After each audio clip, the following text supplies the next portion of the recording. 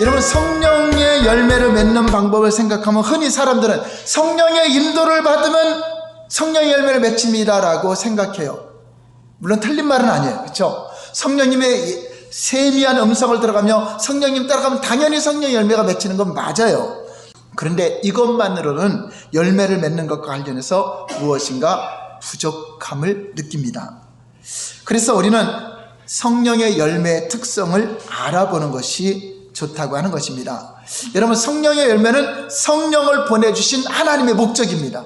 그렇죠? 열매 맺은 목적이죠. 배나무 심은 거는 배에 열매를 맺으라고 심은 거기 때문에 열매 맺는 게 목적입니다. 그래서 성령께서 우리를 인도하시고 가르치고 능력을 주신데 이것들이 목적하는 바가 바로 성령의 열매, 우리를 가르치고 인도하고 여러분 삶을 조명하는 것은 성령의 열매를 맺기 위한 것입니다. 가장 큰 목적은, 성령님의 임한 목적은 우리가 죄사함 받아서 하나님의 자녀된 것을 인치시고 보증. 성령님은 죄인에게 못 들어와요. 죄인은 거룩한 분이기 때문에. 그래서 성령님이 여러분에게 임하셨다고 하는 건 여러분이 죄사함 받을 때는 증거요, 하나님의 자녀가 된 증거요, 하늘의 상속을 받을 기업의 보증으로 성령을 받고, 그 다음에 복음을 증거해서 민족들을 구원하라는 사명을 주시기 위해 성령을 보내주신 것입니다. 결국 하나님의 목적은 온 세상 민족 모든 만민에게 복음을 전해서 하나님 나라 백성이 되게 하는 것이 가장 큰 최고의 목적이 되는 것입니다. 그래서 복음의 증인이 되기 위해서는 사람의 증거, 아무리 말 잘한다고, 아무리 철학적으로 헬라적으로 똑똑하다고 해서 영혼을 구원하는 것이 아니라 성령의 증거가 필요하다. 여러분들이 말을 하는데 성령께서 증거하는 말씀, 여러분 그걸 느낄 것입니다. 이제 한 영혼을 위해서 여러분 기도하고 나가면은 여러분들이 말을 하는데 성령의 증거로 그를 감동시켜요. 그 얼마나 대단해. 저는 거기 보면 야, 하나님의 그 역사가 대단하다 하는 걸 느끼게 됩니다.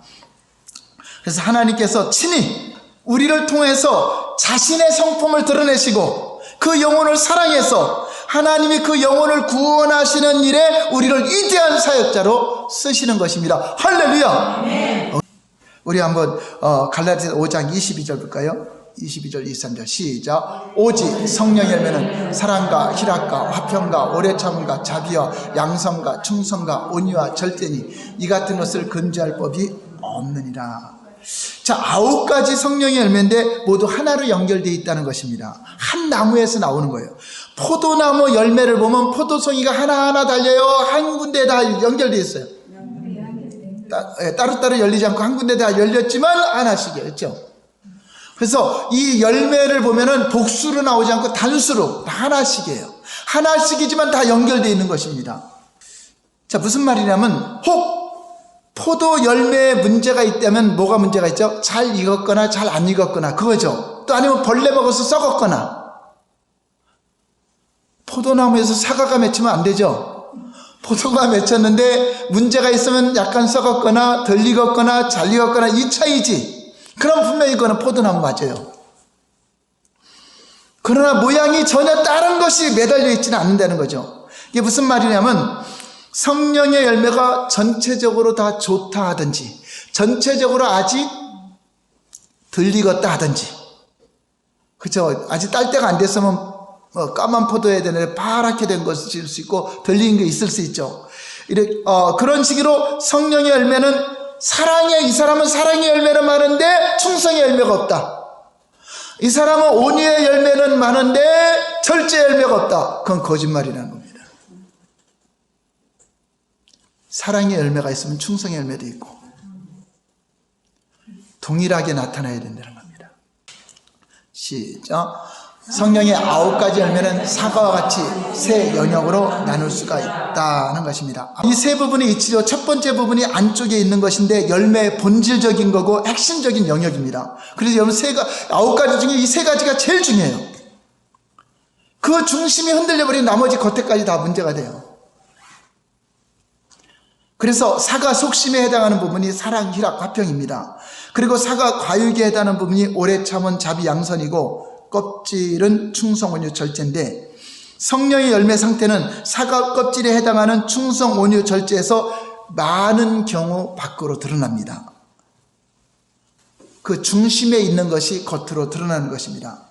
만일 누군가가 어떤 일을 맡겼는데 끝까지 성실하게 끝마치지 못하고 교회 직분이나 하나님의 일을 맡아놓고 하지도 않고 충성하지 않는다면 사람들은 그 사람 보고 당신은 충성의 열매가 없어 라고 말할 수 있죠. 그런데 충성의 열매가 없는 게 아니라 그 앞에 것도 안에 것도 없기 때문에 그렇게 나온다는 겁니다. 또 쉽게 짜증내고 분노하고 이런 사람 보면 그는 온유한 열매가 없다라고 말할 수 있습니다. 또는 나쁜 습관 등을 절제하지 못하고 금이 없는 사람을 볼 때 그는 절제가 없어라고 말할 수 있습니다. 물론 이렇게 열매를 보고 분별하는 건 잘하는 겁니다. 그 나무를 열매를 보고 알라 그랬잖아요. 그 사람을 열매를 보고 분별합니다. 그런데 반복적으로 이게 어쩌다 우리는 나타날 수 있죠. 사단이 유혹해서 또 그 참지 못해 나타날 수 있지만 이제 신앙생활 하다 보면 하나하나 줄어들게 되죠. 여러분 지나본 산 보세요. 5년 전이나 몇 년 전에 여러분 똑같이 옛날 성격 그대로 갖고 있다면 여러분 전혀 성령의 열매가 없는 것이고, 온유, 충성, 절제만 문제가 있는 것이 아니라 그 사과 안에 가장 핵심적인 사랑, 희락, 화평에서 문제가 발생하여 결과적으로 사과 껍질에 해당하는 부분에 쉽게 드러나게 된다고 하는 것입니다. 자신이 얼마나 사랑하고 있는지, 하나님을 사랑하고 있는지, 이웃을 사랑하고 있는지, 그 사랑을 갖고 있는 사람이 또 그 마음속에 기쁨, 희락이 있는지. 근데 이러한 것들이 사랑이 식어지고 기쁨을 잃어버렸다. 왜 잃어버리죠? 세상 염려 때문에, 세상 근심 때문에, 또 세상에서 패배, 내가 영적 싸움에 또 넘어진 것 때문에, 또 불안감이 있거나 하나님과 화목하지 못하고 하나님과 기도도 못하고 관계를 갖지 못하는 것이 결국 교회의 직분도 못하겠습니다. 충성도 못하는 것이고 절제도 못하는 것이고 온유함도 나타나지 못하고 결국 교회에서 싸우자고 이제 분열을 일으키는 자가 된다는 것입니다. 하나님과 관계를 잘 맺는 사람이 하나님을 사랑하는 사람이에요. 하나님을 사랑하면 하나님 앞에는 뭐가 있죠? 기쁨이 있고 즐거움이 있고, 그러니까 저절로 맺혀지는 거잖아요. 그래서 하나님을 사랑하니까 화평하게 됐어요. 하나님과 화평하면 사랑과도 화평하게 돼 있어요. 하나님과 원수지면 사랑과도 원수지게 돼 있어요. 그래서 우리가 예수 믿고 변하는 게 뭐죠? 사랑과 원수된 게 풀어지잖아요. 왜 그렇죠? 용서하니까. 이혼했던 사람도 풀어지게 되고, 뭐 같이 사는 건 안 되더라도 용서하게 되니까. 왜 그렇죠? 내 안에서 화평이 풀어지니까 열매로 나타나는 것입니다. 그래서 성령의 열매면 가장 중요한 실천은 한번 따라서 성령님과 실전 교제하는 것이다. 그리하면 사랑의 열매가 맺히고 성령님 앞에는 기쁨이 충만하니까 희락의 열매가 맺히게 되고 마귀 앞에는 슬픔과 근심이 있는 것입니다.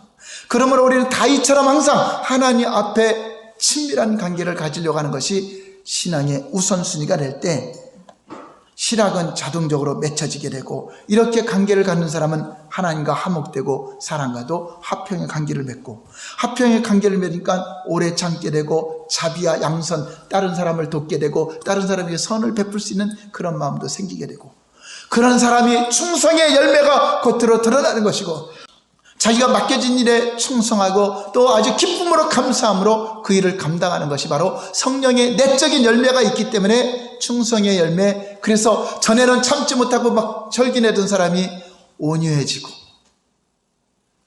또 절제하지 못한 사람들이 절제하게 되고, 성령이 이렇게 우리에게 열매 맺게 하는 목적은 이제 사람들에게 관계잖아요. 저 하나님과의 관계만 아니잖아요. 사람들의 관계에서 이 성품이 열매를 맺으니까 그 사람이 당신을 보니 하나님을 보는 것 같습니다. 복음도 안 전하고 영혼구원에 열정도 없는데 은사만 받으면 뭐 할 것이고, 하나님은 이미 우리 안에 다 가지고 오셨어요. 우리가 그렇게 할 때, 예배드릴 때 놀라운 역사가 나타나는 것입니다. 그래서 우리가 복음을 증거할 때 성령이 임한 목적이 이루어지기 때문에 세상의 아름다운 열매 맺기 위해서 성령께서 보증하시고 성령께서 최선을 다해서 우리를 격려하시고 지원하시고 기름 부음으로 치유의 역사로, 건강의 역사로, 물건의 역사로 나타나게 될 것을 믿으시기 바랍니다. 그래서 여러분을 통해서 생수의 강물이 나온다고 하는 것은 충만해서 넘치는 겁니다. 여러분이 가는 곳마다 그 은혜가 흘러가서 나도 교회 가고 싶다, 나도 기도해달라고, 여러분이 그래서 손잡고 기도해주게 하고 치유의 역사가 일어나고 신의 역사가 일어나고 여러분 세계적인 간증자가 되기도 하고, 그래서 여러분 인생이 하나님께 붙잡혀서 온전히 남은 여생 쓰임받기를 예수님 이름으로 축원합니다. 할렐루야.